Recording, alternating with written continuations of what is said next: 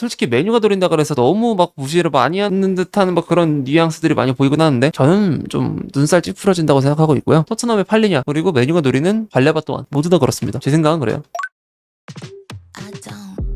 자, 8월 7일 이적 시장 요약을 해볼 텐데 현재 오피셜로는 손흥민이 LAFC로 이적을 하게 됐다고 떴습니다. 계약 기간으로는 2+1년 플러스 반년 총합 3.5년의 계약 기간으로 LAFC로 합류하게 됐고요. 키아런 듀스버리올 에버턴 이적 2,500만 파운드 플러스 400만 파운드. 자, 그리고 마르크 기우가 썬더랜드로 임대 이적을 한다고 합니다. 단순 임대고요. 구매 옵션은 없는 형태의 딜. 올림피크 드 마르세유 티모시 웨아 임대 영입. 임대료는 100만 유로밖에 되지 않지만 특정 조건 충족 시 의무 구매 옵션 1,440만 유로 4년 분할이 가능한, 여기에 플러스 410만 유로의 애드온이 붙어있는 형태로 이적을 했다고 유벤투스 공홈에 나와 있다고 합니다. 토마스 밀러 같은 경우에는 밴쿠버 화이트캡스로 가게 됐고요. 등번호는 독일 국대 시절에 달았던 13번을 그대로 달면서 이적을 완료했습니다. 일단 가볍게 처음부터 던져볼 수 있는 주제는 그릴리시의 거취 여부인데요. 토트넘이 최근 그릴리시 상황을 문의했다라고 로마노가 말을 했었는데 아직 진전된 단계는 아니고 에버튼이 협상 중이면서 구매 옵션에 대한 논의 자체는 아예 없는 상태라고 합니다. 온스테인, 에버튼과 시티가 그릴리시 임대 영입 논의 시작. 어려움들이고 실현이 보장되지 않는 딜이지만 일단 논의는 해보고 있다고 하고요. 리버풀로 잠시 넘어가 보겠습니다. 아레라가 리버풀이 누네스 이적료로 5,300만 유로 플러스 애드온 구조로 합의를 봤다라고 온스테인이 띄운 트윗이 나왔고요. 그리고 알레스 크루기 말하기로는 누네스의 주급이 40만 파운드 규모의 개인 조건에 합의했다고 합니다. 40만 파운드라고 한다면 대략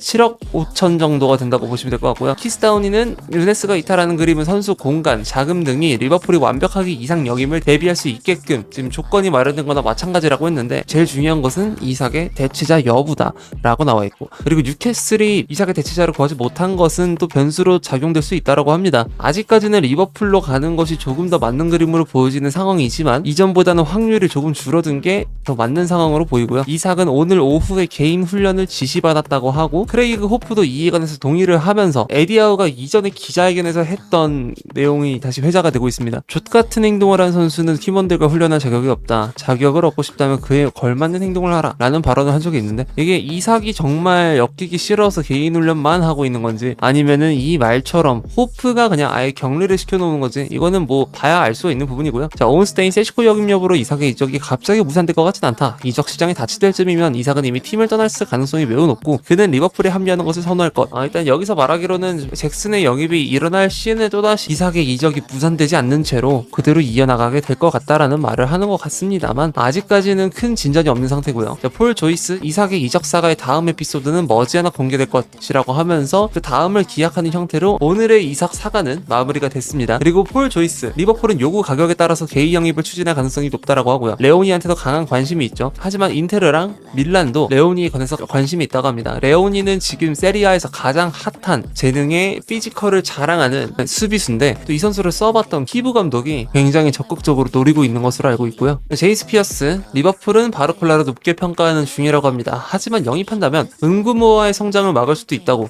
하고요. 그리고 또한 왼쪽에는 카포라는 공격 옵션이 있기 때문에 이 적극적으로 이적에 나설지 않을 가능성도 있다라는 거를 약간은 내비치고 있고, 그리고 타임즈, 게리 제이콥과 폴 조이스가 내보낸 기사인데요. 지금 이거는 토트넘의 공격형 미드필더 관련 소식 업데이트라고도 봐도 되는 내용인데, 토트넘은 하비 엘리엇을 위한 초기 협상 이후에 더 이상 이 선수를 쫓고 있지 않다고 합니다. 지금 주시 중인 선수는 엘카누스라고 하고, 그리고 플래텐버거 말하기로는 하비 엘리엇과 라이프치히는 이미 개인 조건에 대한 협상을 상당히 진척시킨 상태. 이적 방식은 뭐 선임대 후 이적이 될 수도 있고 단순 임대가 될 수도 있고 아니면 그냥 바로 완전 이적으로 갈 수가 있고, 이적 방식은 이런 방식으로 미정인 상태라고 하고요. 그리고 엘리엇 본인은 라젠발에 합류하는 것을 굉장히 좋게 바라보고 있다고 합니다. 그리고 로마노, 여전히 9번을 찾고 있는 뉴캐슬, 잭슨은 명단에 있으며 좋은 평가를 받고 있다. 하지만 첼시도 판매 의향은 있지만 핵심은 이적료, 첼시가 대체 얼마로 부를지를 모르고 있어서 그래서 이게 약간 문제점이 있다고 하고요. 근데 방금 나온 소식인데요, 니콜라스 잭슨과 뉴캐슬에 대한 추가 정보라고 합니다. 초기 논의는 이미 진행이 되었다고 하고 첼시는 이미 이적을 승인할 준비가 되어 있으나 근데 첼시가 잭슨의 가치를 8천만 파운드로 평가하고 있는 중이라서 뉴캐슬이 이번 시즌에 가성비를 굉장히 많이 고려하고 있고 세시코 딜 외에는 좀 이성을 잃은 채로, 이성을 잃었다라는 표현이 좀 이상하긴 하지만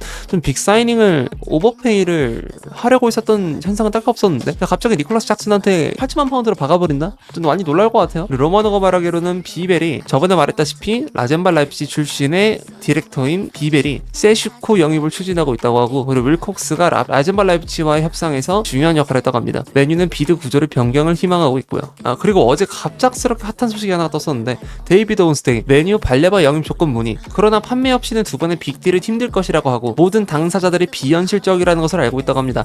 지금 일단 스카이 스포츠의 엘리엇 쿡이라 그래서 브라이튼이 발레바를 판매할 가능성이 극히 낮은 이유를 지금 해설해 놓은 게 있는데요. 첫 번째로는 브라이튼은 발레바와의 결별을 원하지 않으며 현재로서는 그의 이적을 승인할 가능성은 극히 낮은 상태라고 합니다. 브라이튼이 한번 안발을 걸었다 하면은 좀 빼오기 힘든 것도 팩트긴 하죠. 많은 돈을 지르지 않는 이상. 그리고 발레바가 지금 계약 기간이 3+1년이 남은 걸로 알고 있는데 연장 옵션까지 가게 되면 4년이 남아있기 때문에 이 두 번째 이유로 가장 중요한 선수 중 한 명이면서 구단이 보유한 옵션을 포함해 계약이 실질적으로 4년이나 남아있어서 이 이적에 관한 가능성을 아주 낮게 보고 있다고 하고, 그리고 브라이튼은 과거에도 핵심 선수를 매각할 때 관심 있는 구단이 막대한 이적료를 지불해야만 거래에 동의를 했다고 함. 게다가 지금 마튼보다 더 좋은 완성도를 자랑하고 있는 발레바 이번 시즌 퍼포먼스가 매우 좋았죠. 리그 내 자원 중에서 향후 미래까지 책임질 만한 볼란치 자원 후보가 딱히 보이지 않는 가운데 그럼 이러면 발레바에 대한 평가가 더 올라갈 수밖에 없고, 이렇게 되면 판매자 입장에서 계약 기간만이 남았지, 그리고 시장 가치 매우 좋지, 나이도 내년이 되어야만 22살인 상태라서 비전도 확실하게 챙길 수 있는 선수죠. 말도 안 되는 메리트들이 있는데 실질적으로 볼란치 영입을 조금 급할 수 있는 팀들 내년쯤 됐을 때 토트넘 하스퍼, 맨유, 그리고 뉴캐슬 정도가 있습니다. 이에 더불어서 또 볼란치 자원 매각을 또 감행해야 될 수도 있는 아스톤 빌라가 연쇄 이적 등으로 발레바를 노릴 수도 있고, 틸레만스가 나가게 된다고 한다면 발레바를 또 노릴 수가 있을 것이고, 이런 식으로 지금 이적 시장을 유추해 볼 수가 있는데, 브라이튼이 심지어 지금 몇몇 클럽들이 빅사이닝이 힘들다는 걸 알고 있음에도 불구하고 판매에 좀 더 적극적인 태도를 연다? 이거는 말도 안 되는 경우라고 생각하고 저 또한 이거는 동의합니다. 아직까지는 스카이스포츠 쪽에서 나오기로는 브라이튼 CEO가 말했을 때 메뉴 접촉은 없었다라고 나와 있고요. 그리고 파브리지오 로마노가 말하기로는 카를로스 발레바가 메뉴 합류에 긍정적이라고 합니다. 여러 기자들을 통해서도 개인 합의에는 별다른 문제가 없을 것으로 보인다 라는 게 정배로 보이고 있고요. 그리고 그 일부 첼시 악성 팬덤 분들 쪽에서 뭐 발레바를 메뉴가 산다는 건에 관해서 막 돌을 던지고 뭐 포스트 카이세도다라고 해서 욕을 하신 분들이 꽤 있는 것 같은데, 일단은 팩트만 말씀드리자면 브라이튼은 명확하게 발레바를 카이세도 대체자로 사왔던 거 팩트고요. 그리고 데제르비가 트리거가 됐던 거, 브라의 트리거가 됐던 것도 카이세도나 쿠쿠렐라처럼 메가딜들을 방출로 내보냈던 브라이튼인데, 거기서 카이세도의 대체자로 데려온 자원이 고작 발레바다라고 하면서 브라의 트리거가 됐던 적은 있었던 걸로 기억합니다. 그러니까 이게 발레바가 싫다, 이 새끼 개 못한다가 아니라 프리미어리그에서 지금 탑4 안에는 랭크될 당시 기준으로 2-2-3 시즌 기준으로 그 정도 실력과 수준까지 될 만한 수비형 미드필더가 나갔는데도 불구하고 심지어 어떻게 나갔어요? PL 최고 레코드로 나갔죠. 근데 데려온 게 발레바여서 그때 실망했던 여론이 좀 있는 거지, 그때 이후로 발레바 성장 속도가 카이세도만큼 빠릅니다. 팩트예요. 솔직히 메뉴가 노린다 그래서 너무 막 무시를 많이 하는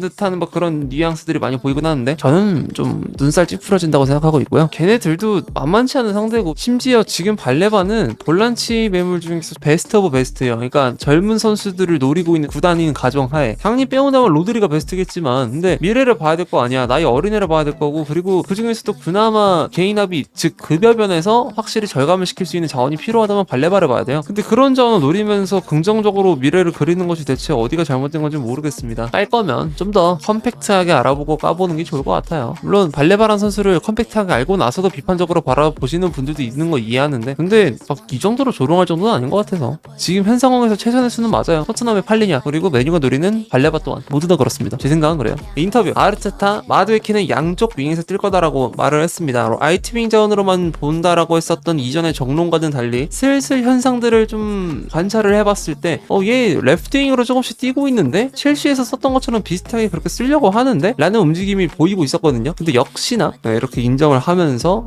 얘는 레프트 윙까지도 될 수 있는 자원으로 봐서 데려온 게 맞긴 하구나, 서브치고 너무 비쌌기 때문에. 그래서 이렇게 보면은 확실히 납득이 될 만한 부분이고,